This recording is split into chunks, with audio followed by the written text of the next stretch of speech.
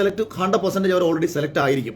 പക്ഷേ നിങ്ങളെ ഞങ്ങളാണ് സെലക്ട് ചെയ്യുന്നത്, ഞങ്ങൾ വിചാരിച്ചാൽ നിനക്ക് ഈ തവണ സീസണിലേക്ക് എത്താം എന്ന് പറഞ്ഞ് അവരെ തെറ്റിദ്ധരിപ്പിച്ച് പല ആൾക്കാരെയും ഉപയോഗിച്ചിട്ടുണ്ട്. പല ആൾക്കാരെയും അതിനകത്ത്. അതേസമയം തന്നെ നോർമലി വന്നിട്ടുള്ള ധാരാളം പേരുമുണ്ട്.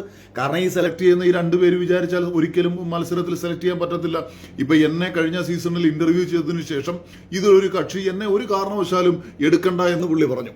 അതായത് ഈ ചാനലിന്റെ തലപ്പത്തിരിക്കുന്ന ഒരാൾ എന്നെ എടുക്കണ്ടെന്ന് പറഞ്ഞു. പക്ഷേ ഞാൻ ആ സീസണിൽ ഉണ്ടാകണമെന്നുള്ള മറ്റുള്ളവരുടെ എല്ലാവരുടെയും ആഗ്രഹത്തിന്റെ അടിസ്ഥാനത്തിലും ഏഷ്യാനെറ്റിന് അയാൾക്ക് മുകളിലുള്ള ആൾക്കാരുടെ അടിസ്ഥാനത്തിലും ഒക്കെയാണ് കഴിഞ്ഞ സീസണിലേക്ക് ഞാൻ വരുന്നത്.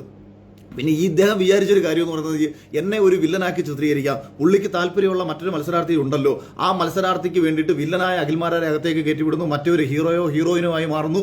അപ്പോൾ പക്ഷേ ഇവർ ചിന്തിച്ചില്ല നമ്മളുടെ പൊട്ടൻഷ്യലിനെ കുറിച്ചോ നമ്മളെക്കുറിച്ചോ ഇവർക്ക് അറിയത്തില്ല. ഇവർ വിചാരിച്ചു സോഷ്യൽ മീഡിയയിലും ചാനലിലും വന്ന് ചർച്ച ചെയ്യുന്ന അഖിലിന് മാക്സിമം പോയി കഴിഞ്ഞാൽ വല്ല മെയിൽ ഷോവിനിസമോ അല്ലെങ്കിൽ മറ്റുള്ളവരെയൊക്കെ പറഞ്ഞ് പുരോഗമനവാദികളുടെ തെറിയൊക്കെ കേട്ടുകൊണ്ടൊക്കെ പോകുന്ന ഒരാളാണെന്ന് വിചാരിച്ചാൽ ആ ധാരണയാണ് അവർക്ക് തെറ്റിയത്.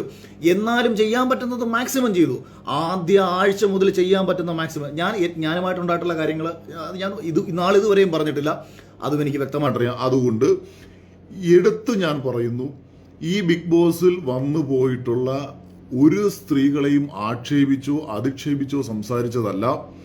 അവരുടെ തന്നെ വായിൽ നിന്നും, അവരിൽ ചില ആൾക്കാരുടെ വായിൽ നിന്നും, അല്ലെങ്കിൽ അവരുടെ സുഹൃത്തുക്കളോട് പറഞ്ഞിട്ടുള്ള കാര്യങ്ങൾ എന്നോട് വിളിച്ചു പറഞ്ഞതും ചില വോയിസുകൾ എന്നെ കേൾപ്പിച്ചതുമായി ബന്ധപ്പെട്ടും സീസണിൽ സെലക്ട് ആകാതെ പോയിട്ടുള്ള ചില മത്സരാർത്ഥികളുടെ, അതായത് സീസണിൽ സെലക്ട് ആകാതെ പോയി, പക്ഷേ ഞങ്ങളുടെ ഒപ്പം വന്നാൽ ഞങ്ങൾ നിന്നെ സെലക്ട് ചെയ്യാം, അല്ലെന്നുണ്ടെങ്കിൽ ചാനലിൽ അവസരങ്ങൾ മേടിച്ച് തരാം, അല്ലെങ്കിൽ ചാനലിൽ പിന്നീട് അവസരങ്ങൾ കൊടുത്തുകൊണ്ടിരിക്കുന്ന പലരെയും ഒക്കെ തന്നെ ഇവർ ഉപയോഗിച്ചിട്ടുണ്ട് എന്നുള്ള കാര്യം വളരെ കൃത്യമാണ്, വ്യക്തമാണ്. അത് ഇനി ഈ പോയിട്ടുള്ളവർ തള്ളി പറഞ്ഞാലും 100% വന്നിട്ടുണ്ട് എന്നുള്ള കാര്യം ഹോട്ടലുകൾ ഉൾപ്പെടെ എനിക്കറിയാവുന്ന കാര്യങ്ങളാണ്, എന്നോട് പറഞ്ഞിട്ടുള്ള കാര്യങ്ങളാണ്, എവിടെയൊക്കെ ഏതൊക്കെ ഹോട്ടലുകളിൽ കൊണ്ടുപോയിട്ടുണ്ടെന്നുള്ള കാര്യം. അതുകൊണ്ട് ആ വിഷയം ഞാൻ കഴിഞ്ഞ ദിവസത്തെ സിവിൻ്റെ വിഷയത്തോട് ചേർത്ത് പറഞ്ഞതാണ്. അതുകൊണ്ട് കേരളത്തിൽ ബിഗ് ബോസിൽ വന്നു പോയിട്ടുള്ള മറ്റുള്ള സ്ത്രീകൾക്ക് അതുകൊണ്ട് എന്തെങ്കിലും ബുദ്ധിമുട്ടുണ്ടായിട്ടുണ്ടെന്നുള്ളത് അത് നിങ്ങൾ എന്നോട് അങ്ങ് ക്ഷമിച്ച് കള. നിങ്ങളെല്ലാവരും വലിയ പുരോഗമന സ്ത്രീപക്ഷവാദികളാണല്ലോ, നിങ്ങൾ സംസാരിക്കേണ്ട വിഷയമാണ് ഞാൻ ഇവിടെ സംസാരിച്ചത്. സിനിമയിൽ കാസ്റ്റിംഗ് കൗച്ച് ഉണ്ടെന്ന് പറഞ്ഞാൽ എന്താണ് അതിൻ്റെ അർത്ഥം? കേരളത്തിൽ അഭിനയിക്കുന്ന എല്ലാ നടിമാരും കടന്നു കൊടുത്തിട്ട് അഭിനയിക്കുന്നു എന്നുള്ളതാണോ അതിൻ്റെ അർത്ഥം? സിനിമയിൽ ഒരാൾ പറയുകയാണ് സിനിമയിൽ കാസ്റ്റിംഗ് കൗച്ച് ഉണ്ട്, അതായത് ഇത്തരത്തിൽ ആവശ്യങ്ങളുമായി ബന്ധപ്പെട്ട് ഒരു സ്ത്രീയെ ശാരീരികമായി ഉപയോഗിച്ച് അവസരങ്ങൾ കൊടുക്കുന്ന ഏർപ്പാട് സിനിമയിൽ ഉണ്ട് എന്നൊരാൾ പറഞ്ഞാൽ മലയാള സിനിമയിൽ അഭിനയിച്ച അഭിനേത്രികളെ മൊത്തം ആക്ഷേപിക്കുന്നതായിട്ടാണോ?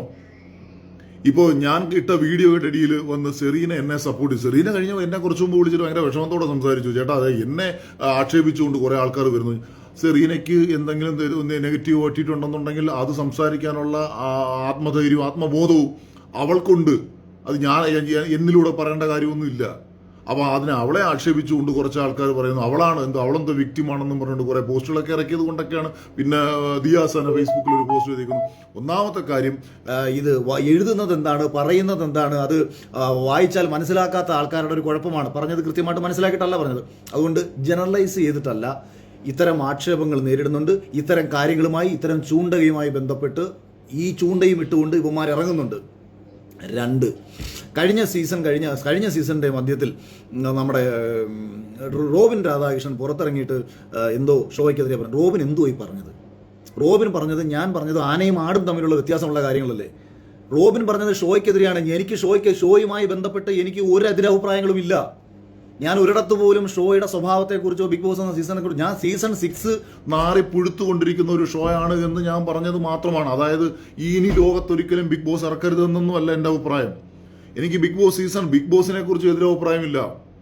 ഈ ബിഗ് ബോസിന്റെ പേരിൽ അതിന്റെ പിന്നിൽ നിന്ന് കളിക്കുന്ന 2 വ്യക്തികൾ, ഏഷ്യാനെറ്റിൽ പ്രവർത്തിക്കുന്ന 2 വ്യക്തികൾ കാണിച്ചുകൊണ്ടിരിക്കുന്ന തെമ്മാടിത്തരങ്ങൾ, അവരിലൂടെയാണ് ഈ സീസൺ പോയിക്കൊണ്ടിരിക്കുന്നത്. പലരുടെയും